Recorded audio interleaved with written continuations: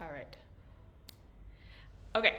Hello and welcome to today's video where I'm going to be talking about the difference between living for precision versus living for perfection, and how this applies to the self-love path, and why I feel like this is one of the most important parts of the self-love path that I kind of talk about all the time.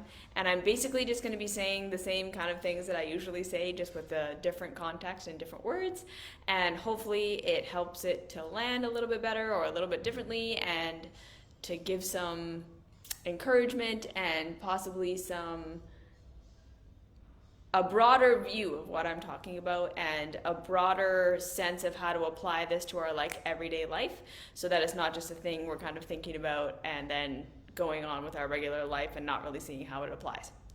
So this concept was brought up by one of my favorite bar instructors, actually. Her name is Emily, and if you're wherever you're watching this, there'll be links in the description to her Instagram handle, and then you can find her website and all that stuff. She's a really, really cool person. She teaches really cool bar classes, but she's also a trained acupuncture therapist. She's got a lot of knowledge on ancient traditional Chinese medicine. So she's just like a really cool person to follow and learn from.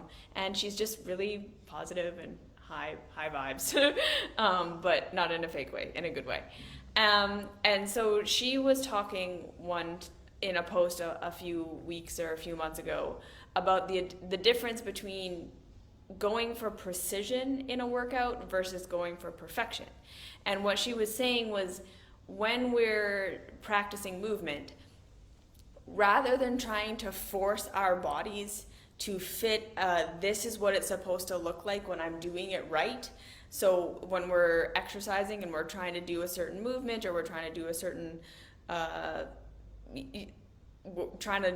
yoga pose, or trying to do a certain whatever it is that we're trying to accomplish, rather than saying, okay, like my body doesn't look right, like I'm trying to force it into this shape that it's supposed to look like so that I'm doing it right.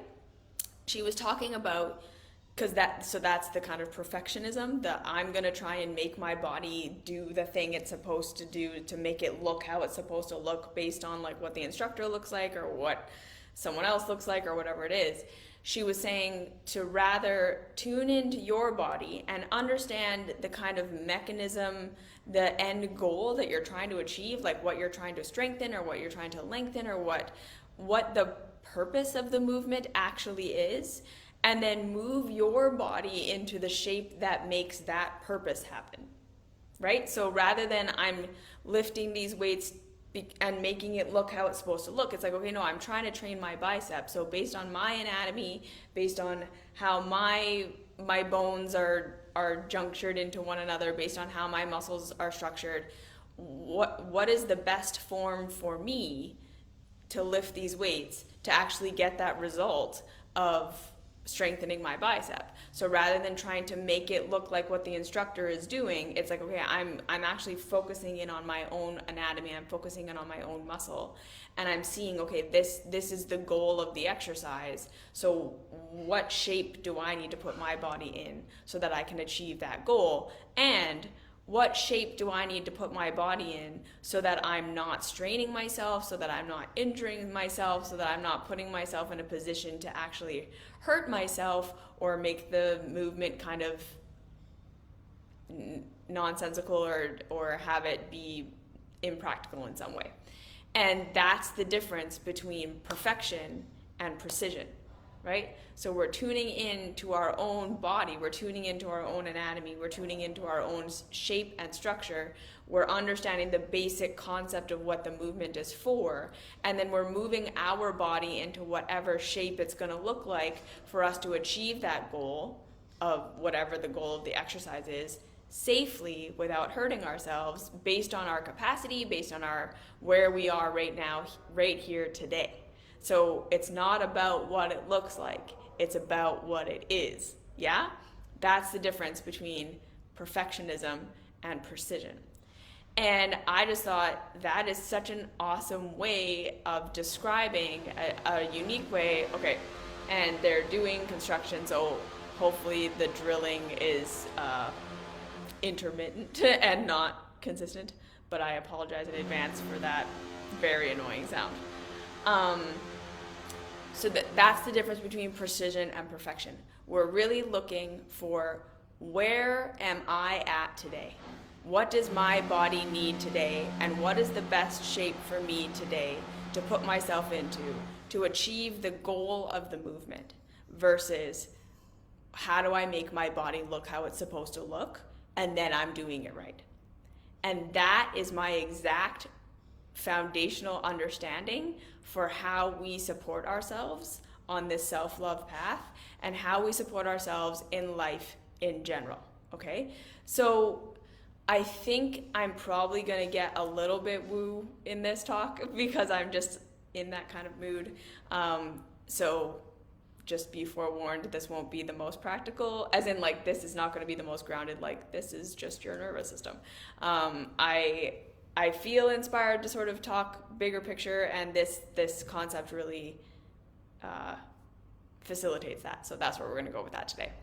So again, my entire message here in all of my work is that this self-love path is about learning to tune into who you are and what you are right now, what you need right now, what actually serves the version of you that actually exists in this moment, versus trying to force yourself to be something or do something or align with some external expectation of this is what a self-loving person looks like, this is what a healed person looks like, this is what a person who's living their purpose looks like, this is what a healthy person looks like. It's understanding that a lot of the time in this world, we get really caught up in the externals of what it's supposed to look like when I'm doing it right, or we get caught up in the continually trying to force ourselves into some predetermined shape, predetermined path, predetermined this is what I should be doing, because if I just do it enough, and if I just force myself into that shape enough, if I just force myself into those practices, if I just force myself into these things long enough, I will get the results that I want. And what we kind of have to understand about life is that life rarely, if ever, goes in a way where we're continually doing something where the externals are the thing that is leading what we're doing. And if we just do the external thing long enough without tuning into how it feels and without tuning into what's going on with us, we will get to our end goal. That is how most of us have been trained to live in this life, is just that's the external. I'm going to look for someone who seems to be where I want to be, and I'm going to try to force myself to be just like them, right? Like, how many times have we watched the "this is what I eat in a day" video because the person looks fit and healthy and we want to have their body?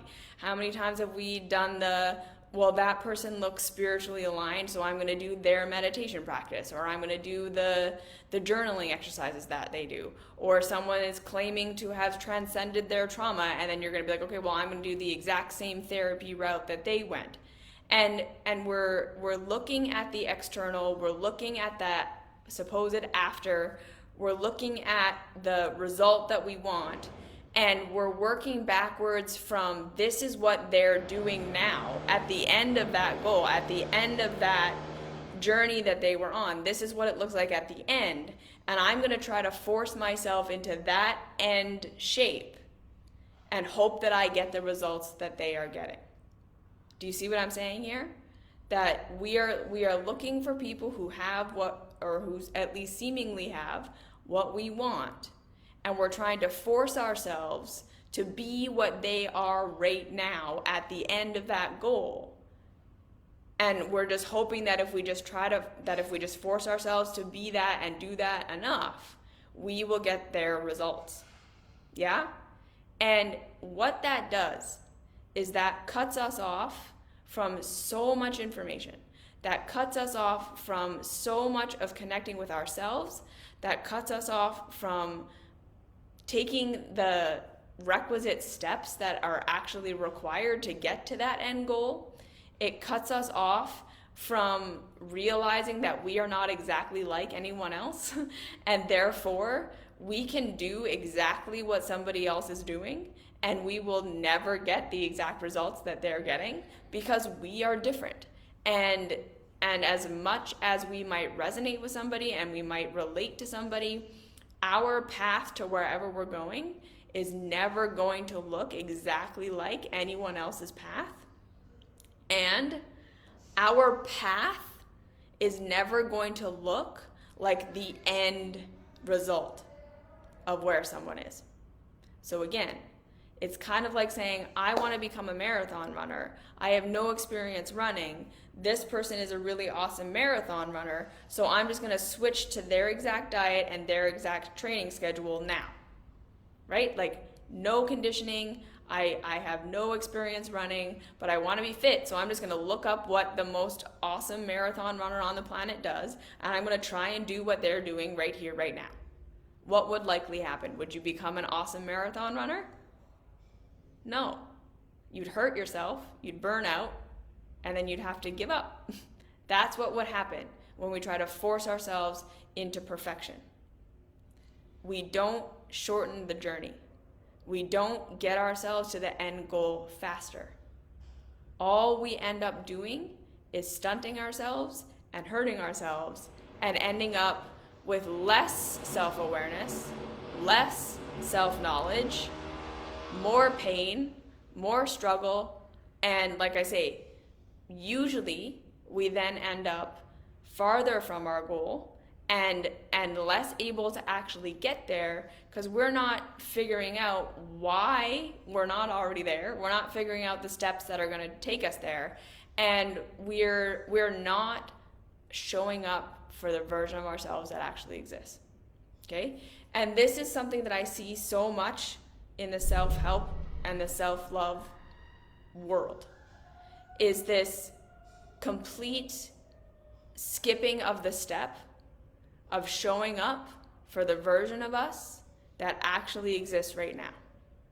We're constantly being trained and constantly being told and constantly being coached that if we don't want to be where we are, that if we don't like the situation that we're in, that we need to force ourselves to be something different. We need to force ourselves to feel differently. We need to force ourselves to think differently. We need to force ourselves to do different. And again, always with this like acting like you're at the end goal right here, right now. Like you're sad and you're anxious. So just stop having those anxiety thoughts. Start being positive. Start being someone who looks on the bright side of things. Start being brave. Just stop being that way. And the like, if you have pain or if you have resentment or if you're confused or if you're lost, stop that. Be positive. Be happy. Force yourself to see things differently. Force yourself to do things differently. Be like the healthy people who are having an awesome, healthy time. Just live like how they're living, and hopefully you will be that too. And then we pile on top of that shame and guilt and blame for if you can't do it, right? As you try to have a positive attitude, as you try to make yourself someone who can sit with your pain and be with your body and have revelations and realize all these things about yourself and about your life you're supposed to realize. And then you can't, and you fall back into depression or anger or sadness or helplessness or feeling lost or feeling like you haven't healed your trauma or you haven't forgiven, you're still angry, you're still sad, you're still all of these things. We're like, well, then you failed, right? Like you had the blueprint for how to be this awesome self. You had the blueprint for how to be the perfect person who's transcended and happy and awesome, and you just didn't, right? You failed. You did it wrong. And this is what I'm trying to counteract with all of my work. Nobody who's at that end goal started by being at the end goal. No one got to the end goal by just being at the end goal. The real truth of the matter is, any journey we're gonna take, most of the steps from where we are to where we want to go aren't going to look like the end goal. I'm going to say that again. When we're on a journey from where we are to where we want to go, and where we want to go looks very different from where we currently are, most of the steps along that path are not going to look much or anything like the end goal. That's not how it works. And again, the workout metaphor is the perfect metaphor for this, right? When we are learning to lift weights, when we want to become an Olympic weightlifter who can lift 100 pounds, and I've given this metaphor over and over and again, but I'll say it maybe differently today. When we want to become that marathon runner, we want to learn how to run a marathon.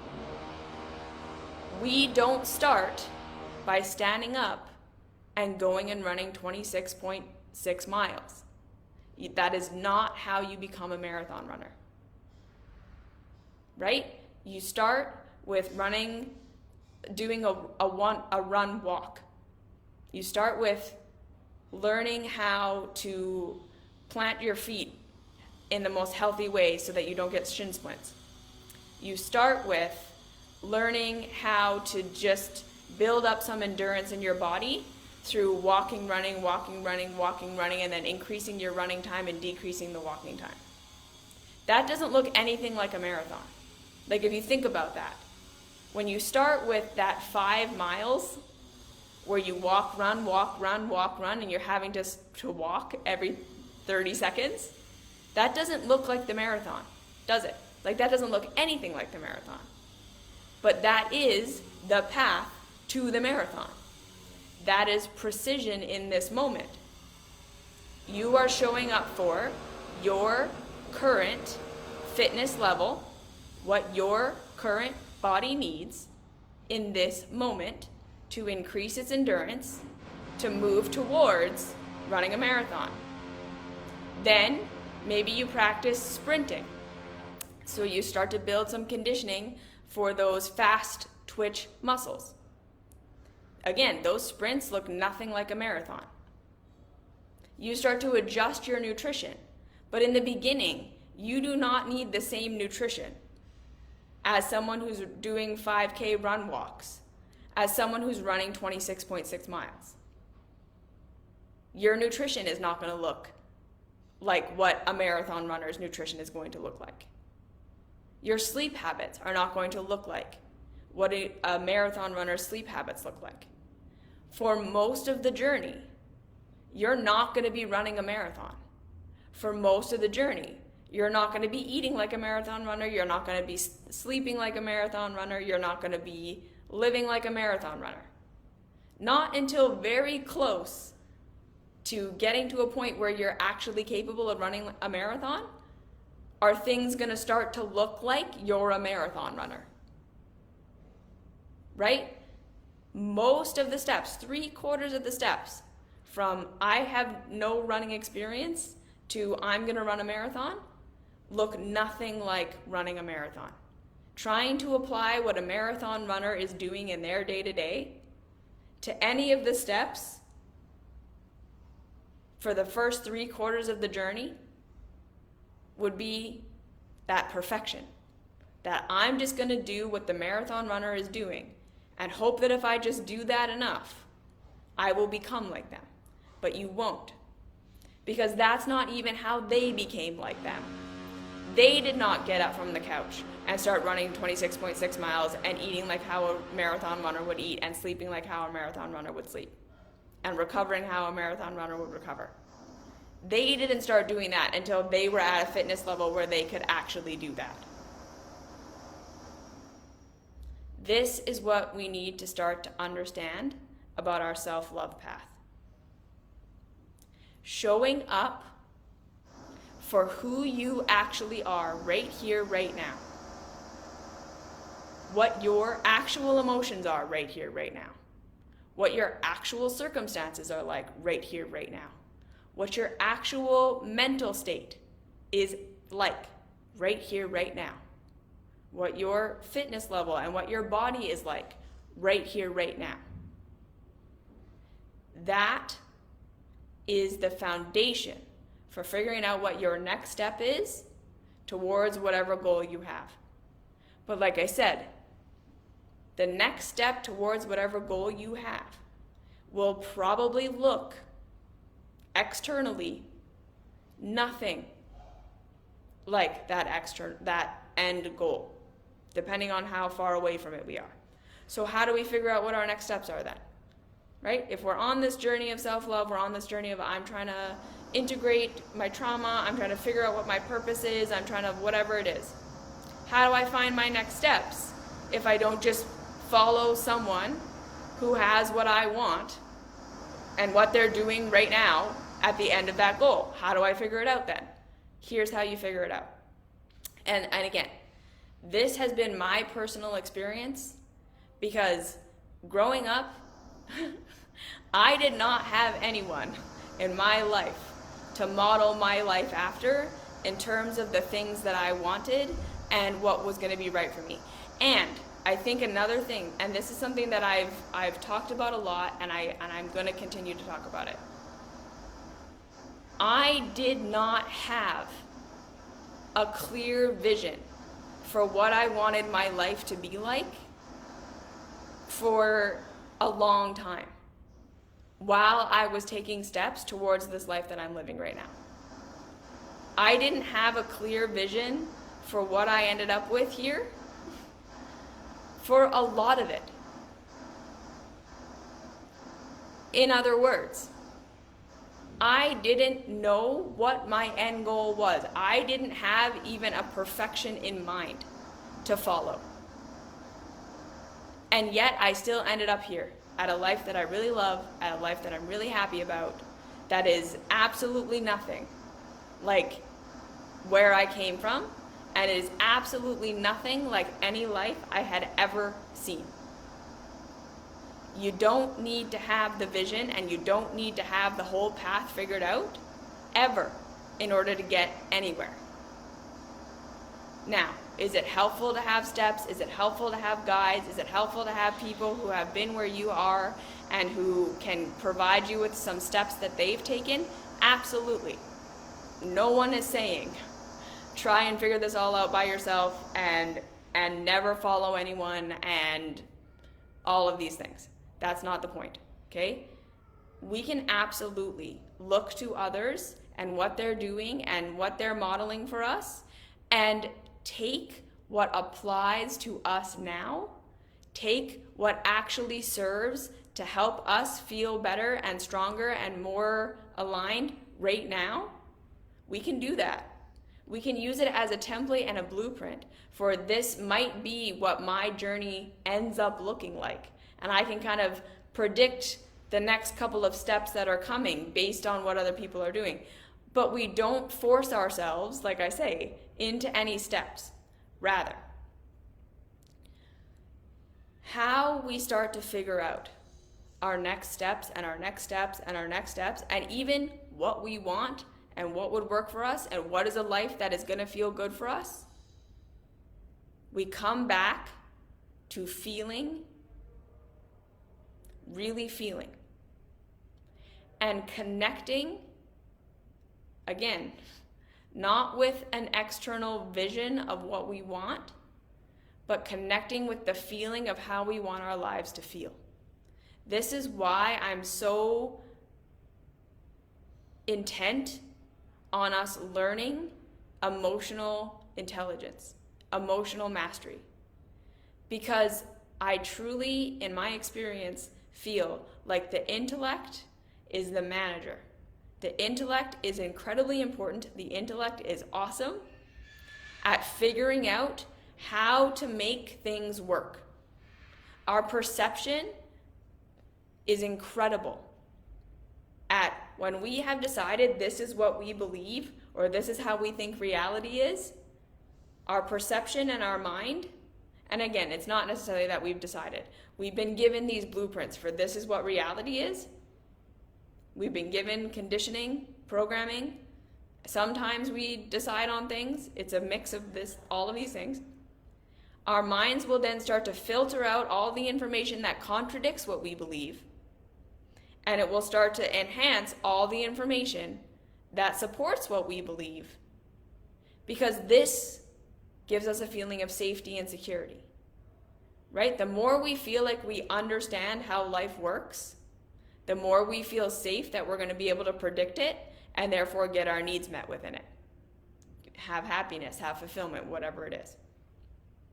When we have a belief system that is contradicted by reality, our first instinct is always going to be to say, nope, that can't be right. To explain it away, to explain evidence away, to, well, that's just stupid, or those people are just ignorant, or that's not really happening, or that's not happening because of that, right? Our minds will do all sorts of mental gymnastics to make our current paradigm fit the results that we're getting, even if our current paradigm doesn't fit the results that we're getting.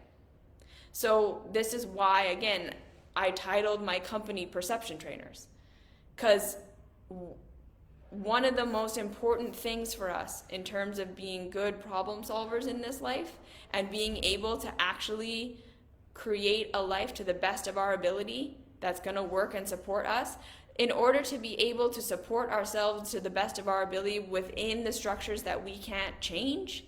Because again, this is not about saying that we can all just magically manifest a perfect life for ourselves right now. That's obviously not true. What we want is, again, to live this life of precision, where no matter what circumstance we're in, no matter what's happening for us, we can show up for ourselves with compassion and curiosity for what we need right now, why whatever's hurting us is hurting, and we can support ourselves to the best of our ability right here, right now.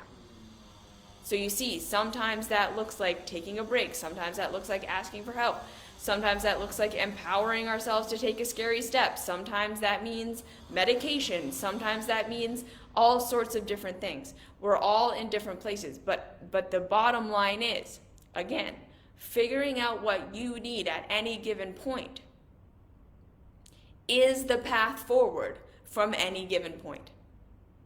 How do I get to where I want to go? Support the version of you that actually exists right here, right now, as much as you possibly can. Use your intellect to support figuring out how to create the best feeling situation for yourself that you can. That you can. You see? So this, again, is where that emotional mastery and feeling work comes in. We want to be able to connect to that feeling of unconditional love and presence with ourselves as much as we can. We work towards that. We connect with the feeling of lightness, of freedom, of creativity, of however we want our lives to feel. And this is why, again, I take a completely different approach to manifestation. Again, sorry about the drilling. I don't necessarily believe that all of us can or will or should manifest what we think we want to manifest in any given moment. Whatever we feel like we want to manifest in any given moment may or may not be what we want or what we need. Sometimes we're right. Sometimes I need to manifest a better working situation is absolutely true. Sometimes we need to manifest social justice reform, and that is absolutely true. That will make things better for us. Sometimes I need to manifest this perfect relationship before I'm going to be able to be happy. It's incorrect. That's not what we actually need or what we actually want. It's what our minds think we have to have in order for us to feel how we want to feel. Right? We all want to feel safe and loved and provided for in this life. Some of us are in a position where we just want safety. We want security. We want to have our basic needs met. We want to feel like the ground isn't falling out from under us all the time.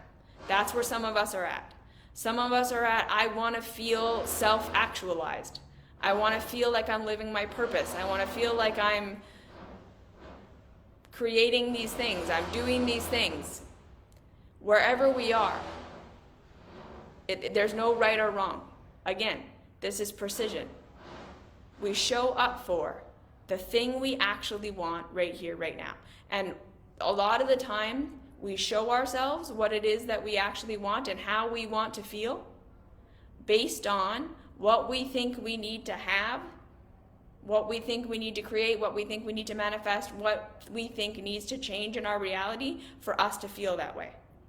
So, rather than looking at your seeming what you have right now, end goal of this is what I want my life to look like, and trying to pursue putting your life in that shape. That's the perfection. If I will just become someone who's on Oprah, I will feel fulfilled. If I just have the perfect relationship, I will feel fulfilled. If I just have the perfect body, if I just have the perfect whatever it is, that is when I'm going to feel how I want to feel. We look at what we want and we ask ourselves, how would it feel to have that thing? If I were to actually get there, if I were to actually have that, if I were to have that safety, if I were to have that security, if I were to have that whatever, how would it feel for me to have that thing? That's where we want to start. That's precision. How would that feel? And we let ourselves spend time feeling that feeling state. Like, how would it feel to just accept myself for who I am right now and not be trying to fix myself all the time? How would it feel to have that ideal career? And even if you don't have a perfect vision of what it's going to look like, again, how would it feel to feel safe? How would it feel to feel like you're living your purpose? How would it feel to feel like you are good enough and you are worthy just as you are right here, right now? We practice feeling the feeling of having the thing that we want. And then we don't use that, again, as I'm manifesting it by practicing how it feels and hope that it just magnetizes itself towards me. Because again, that's not how this works. We're not going to just magnetize things towards ourselves by feeling them. The next step there is we start to look at our lives, we start to look at everything in our life through the lens of, does this thing feel more like how I want to feel or less than how I want to feel? Okay, so now let's bring it back to the marathon runner metaphor. If the person who wants to learn to run a marathon tunes in to how it would feel to be that marathon runner, so just like that feeling of accomplishment, that feeling of strength, that feeling of all of the things that are going to come when you are the person who can run a marathon. You tune into that feeling. You tune into what that feels like in your body, what that gives you emotionally, energetically, spiritually, physically. I guarantee you, if that person says, okay, I'm going to go out and run 26.6 miles right now, going out and running 26.6 miles right now from the couch would not feel like how the end goal is going to feel. So I'm going to say that again. If that person who wants to learn to run a marathon felt what it would feel like to be a marathon runner, and then went and attempted to run a marathon right now, that 26.6 miles would not feel to that person in this moment how they imagined being a marathon runner would feel. Rather, If they connect with that feeling of accomplishment, of doing something, of working towards that goal, they connect with that feeling again, likely that 30-minute run walk is going to feel the most like that end goal. Right now, what it feels like to run that run walk 5K is going to feel similar to that end goal. Okay? So again, what if we consider that? They will figure out their next step as the person who wants to run a marathon. What is actually applicable to their body and their fitness level, and what is required of them to make progress in this moment is to tune in to how the end goal feels and then choose the thing in their current reality that feels the most like that end goal. And I guarantee you that paced run walk, when they're at the end of that, they're gonna feel more like the end goal feeling now than they would ever feel trying to attempt 26.6 miles today. Trying to attempt 26.6 miles today is going to feel terrible because that's not their next step. Attempting the 30-minute run walk is going to feel so much better, so much closer to what that end goal feels like, because that is actually in alignment with where they are right now. So do you see what I'm saying here? When we are living a life of precision, we are allowing ourselves to indulge on a regular basis on how we want. Okay, what if there is nothing in the current reality that feels like the end goal? Or is that my job to figure out what the next step does? That's exactly it, right? So again, we have to understand that probably nothing in your current reality is going to feel as good as that end goal. Like, that's not what we're looking for. We're not looking for the thing that feels exactly like the end goal. Yeah? Because nothing in our current reality is going to feel like that end goal. Not as in it's not going to feel exactly like the end goal. Rather, we practice feeling that feeling. And then whatever's in our reality right now, that's the next step, it's going to be very subtle for most of us. The thing that feels most like our end goal, the thing that is the next step, it's going to be subtle. Okay? So again, going for me from someone who hated everything about myself and absolutely everything in my life. Like, I don't think there was one thing in my life that actually supported the being that I am in my growing up years. So going from literally nothing in my reality feels good to me to one step forward. Okay, so let me just again kind of paint the picture. I'm growing up in a Christian household in the middle of Cowtown, Alberta, where I'm super autistic. Turns out I have a chronic health condition that goes undiagnosed for most of my life. I'm, like I said, super autistic, very systems oriented, very big picture oriented. This life that I ended up here with now, right? Like I work online. I'm a spiritual self-help teacher. I am a raw foods vegan. I go to waterfalls and I do all these things. Like I say, nothing in my current reality is anything like the reality I grew up in. And my first steps towards this life, I didn't even know this life existed. Okay? My first steps towards this life were experimenting with eating less meat and dairy.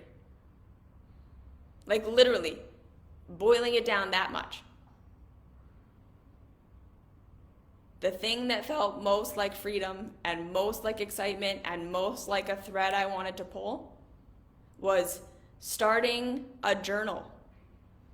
Like journaling, starting to journal when I was in grade 5 or 6. Changing my diet a little bit.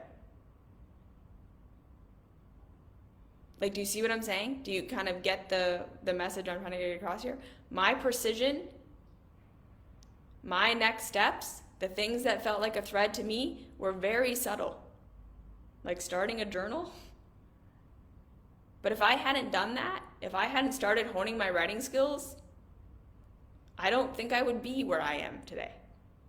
When Facebook first started in 2007, the first thing I did in there was start a notes, and I started writing my thoughts about a song. When blogging started to be a thing in 2009, I was like, that sounds like a fun idea, right? Like I didn't monetize it. I didn't know that blogging could be a career. That just felt like the right thing to do. In and amongst all the shit in my life.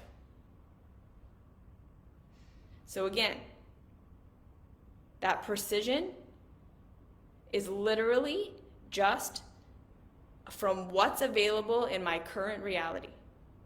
What feels even just the slightest, teensiest little bit like joy or freedom or excitement or just not terrible. Because again, for some of us, our next step isn't really even necessarily going to be a step. It's going to be, it feels the closest to that awesome feeling to just not feel like I have to tell myself I'm a piece of shit all day. To just, I'm not wrong about how I feel. Like that will be your next step.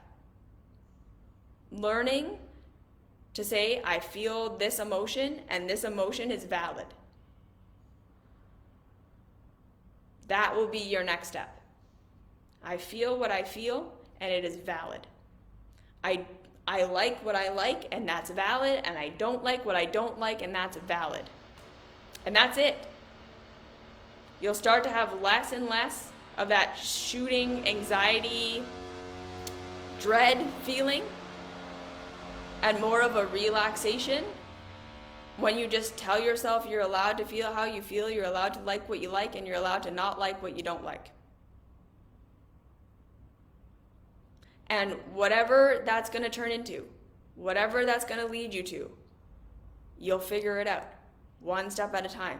But you just start to validate how you actually feel and what you actually like and what you don't like right here, right now.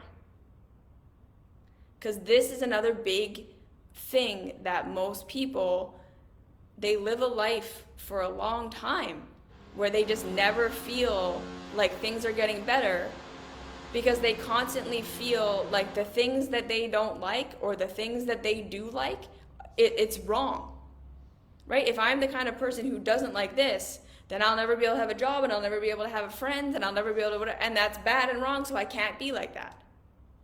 If I'm the kind of person who does like these things, it's going to ruin my life in all these different ways. And I'm telling you, that precision is we let go of where we think it's all going to lead. Because again, I get it. Most of us believe that if we were to validate how we feel, validate what we actually like and validate what we don't like, that would be the end of us. Because then that means we can't live in alignment with how society wants us to live, and then we'll never have a life. And I don't think that that's actually true. This doesn't mean that we're not going to have to do things we don't want to do. Because again, another part of this precision, another part of the precision that I lived, was sometimes the step that was going to take me, the next step, my next best step, that felt like the right thing to do, the end goal, was scary and hard, and I didn't like it at all. Like, that's partially how we determine when the hard step is the right step. It's when you imagine having taken that step, does it feel more like the end goal? So it's not necessarily thinking about how the step itself feels, but how we're going to feel once we've taken that step. And if the answer is, yeah, it feels a lot more like the end goal than not, then we got to take that hard, scary step. I hope this is answering the question, right? That we have to tune in. And again, for some of us, this first step is just learning to validate or even notice how we feel about what's going on in our current life. The precision. So yeah, finding a spark step, something I like or want, is hard when nothing sounds good. So that's when you start to validate that you're exhausted right now. And rather than looking for the next step of like, what do I want to build and what do I want to do and sometimes, again, for some of us, the next steps are, what are the things that I can get rid of so I'm not so exhausted? What are the things I can stop pushing myself to do right now that just never feel good?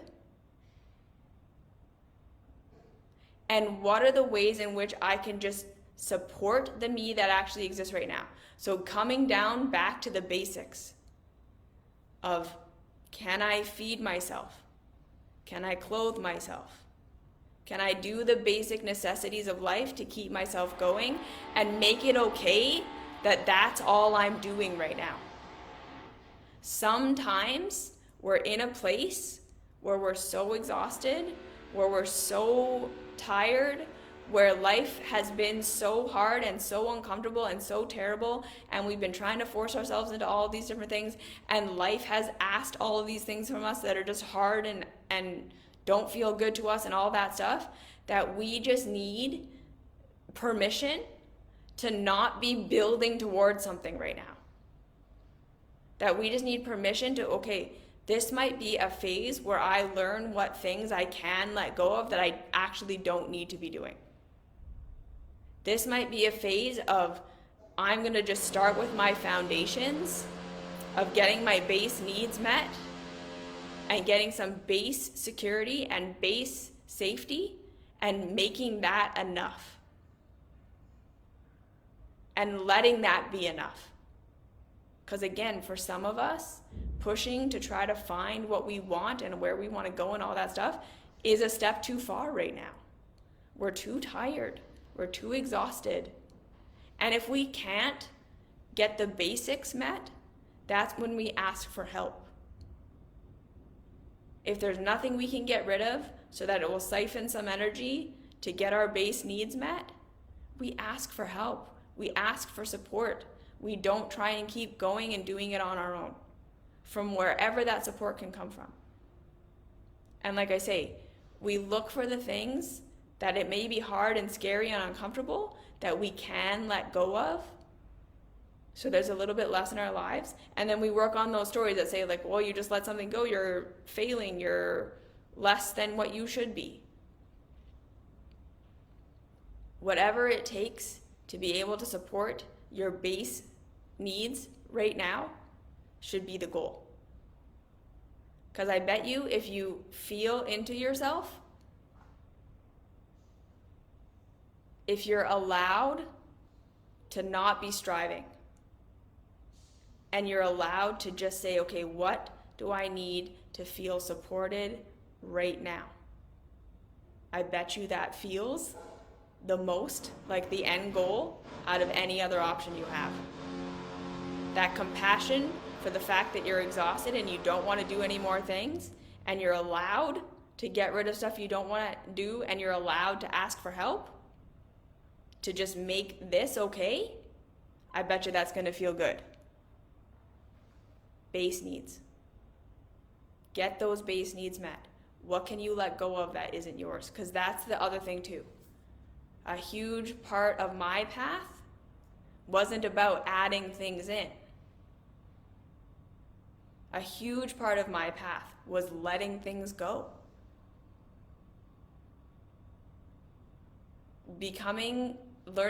being able to get to a life that actually felt good for me required a lot of shedding of the things I thought I had to do and that I had to have in my life to be a successful, good person. Part of the fact that I was so exhausted and chronically traumatized all the time was by continually trying to keep up with things that I couldn't keep up with. So like now you look at my life, it's pretty minimalistic, like lifestyle minimalism. But that's just what works for me. I'm not saying that this is the right way. I'm just saying for me, and I'm just going to offer this, that this might be a thing for you too. If looking for what to add and what to build is just chronically exhausting you, you might be at a place where the next right step for you is letting stuff go, paring down, right? Like I remember this was like a huge phase in my early 20s, was just getting rid of stuff. Like I didn't need a car. I didn't need all the stuff. I didn't need all the things the world tells you need. Kids, a mortgage, all that stuff. Like it just, giving myself permission to say, these are not things that matter to me. These are not things that fill my life with joy. These are not things that feel more like the end goal to me. And allowing that to be something that society judged me for, and that my friends judged me for. I wasn't moving forward in the way that everyone else was. Getting the career, getting the house, getting the 2.5 kids, getting the car. I was moving in the opposite direction. I was getting rid of things. I was like shedding. And it looked irresponsible at the time. But it worked out pretty good. Like, that's another big thing of this precision, is learning to let go of the things that aren't working for you, that you can. Because again, I get it. We live in the real world, and sometimes we do have to do shit we don't want to do. That is part of this. And that sucks. And then again, that's when we just take a step back and we look at our lives and we say, okay, what are the things that I absolutely do have to do? Otherwise, it's big consequences, big negative consequences, right? We start to really get honest with ourselves about the things that society expects from us, or the systems that we're in, or whatever it is. These are the things I do have to do to keep my head above water. And to try to let go of these things right now or ever, maybe, the consequence of that is worse than holding on to it. And then we start to look at the things that we can say, there may be some negative consequences to letting this go. It may be hard, I might get judged, it might be weird and different, and I'm not sure what, but I can let these things go. And then we assess the base things that we have to keep ourselves going. And then we look for how we support ourselves the best within that. That's the base. What do I absolutely need? What can I let go of? And then what nourishes me within that reality? And we stay there, and we stay there, and we stay there until something that we want to add, or that we want to follow, or that we want to go towards feels good. Because that's the thing. It will. When we allow ourselves to just do the bare minimum and to actually rest and to actually bring our nervous systems down from continuing to try to fight and fight and fight and fight forward, to just making it okay that we can do the bare minimum and that we can nourish ourselves within that bare minimum. So again, it's not just doing the bare minimum and then that's it. It's we do the bare minimum and then we say, now how do I best support myself within this? Right? Like, what kind of rest do I need? What kind of nourishment do I need? What kind of fun do I need? What kind of pleasure do I need that I actually have access to, that I can do? And the biggest thing, right? Not making it wrong. Not making it wrong whatever support you need right now. Not making it wrong however simple you need to make it right now. Not making it wrong. Just really saying, I'm just showing up for the me that actually exists right now. This is how much energy I have. These are the things that I can do, that I have to do. These are the things that feel at least pseudo supportive for me. This is what I need in terms of support, and that is okay. We get really realistic about where we're at. And when we do that enough, eventually there will be some energy that starts to siphon in, that starts to say, well, that kind of sounds fun. Or this thing just pulls to me. This thing pulls me. I'm pulled to it. You just start to notice those little things.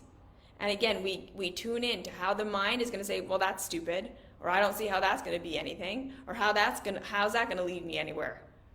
And we do it anyways. And then we continue to reassess. What are the things that I really hate that I can let go of? Because again, that'll be a continual adjustment. That's what precision is. We can, every day, we check in. What is it today? Because some days we're a little bit more capable. Some days we're a little bit less capable. Some days we have some passion for a thing. Some days we don't. We are precision. And then the last thing, we start to build in those supportive habits that we know support us, and we use our willpower for those things. Because there are going to be days where we don't feel like nourishing ourselves, where we don't feel like taking care of ourselves. And some days we can't, and we just let it go. But a lot of the time, we need to build in a foundation of basic self-care before we can build on top of it. Sometimes precision is we're not even lifting weights. We're working on just form. What does form look like? And we're repeating it over and over and over again until that becomes how we move our bodies, and then we can add weight. So, to put that into context for our lives, what are the little practices we add in every day that we know nourish our body, that we know nourish our soul, that we know nourish our spirit, our minds? And again, this doesn't have to be eating perfect and doing all these things perfect and like an hour-long workout or blah, blah, blah. No. A little bit. To the best of our ability. How do we support the us that actually exists in these bodies, in these minds, in these conditions, and we make it a habit? We make a habit out of supporting ourselves, and that's where we're pouring our energy right now. The little energy we have is going into self-care. And then when that becomes habit, like I say, that becomes the new way you live, you're going to have a little bit more energy. That's going to feel a little bit better than what you were doing before. When you're trying to figure it all out and you're trying to figure all these things out and you got all this stuff going on and you're just kind of all over the place, just focus. How can I use what little energy I have in the day to start to build these habits of self-care within what I'm doing right now? And again, don't try and make it this perfect thing. Precision. What do you actually have the energy for that you can sustain? So take the grand diet idea and scale it back 400 steps to what you can actually sustain.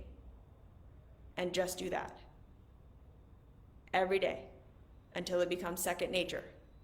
And then you stack another habit on top. And then you stack another habit. And then, like I say, your precision life of showing up for yourself, then you might start to get to a place where you start to get curious and excited about things. But that might be like 4 steps away for you. Tune in to where you are right now. Tune in to what you actually need right now. Let what is enough for you be enough. Let it be enough.